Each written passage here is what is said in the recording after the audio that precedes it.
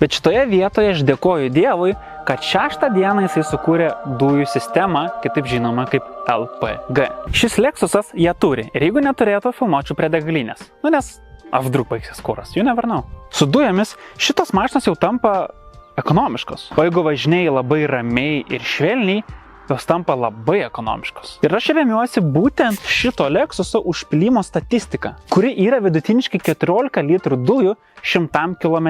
Bet čia vidutiniškai, nes iki čia aš atvažiavau su 11,5 litrais dujų 100 km. Ir tai yra maždaug 9,8 euro 100 km vietoj to, kad jeigu čia nebūtų dujų, tu mokėtum apie 20 eurų 100 km. Kitas minusas, kuris labai gerai yra žinomas visiems, kurie domisi japoniškais automobiliais, ypač senesniais, tai yra kėbulas. Ir nešneku apie dizainą, šneku apie rudis. Ir šis Lexusas visiškai nėra išimtis. Todėl perkant tokį Lexą reikėtų labai gerai atkreipti dėmesį į rudis, o ypač ant galinio tilto, nes ten yra pati jų blogiausia vieta.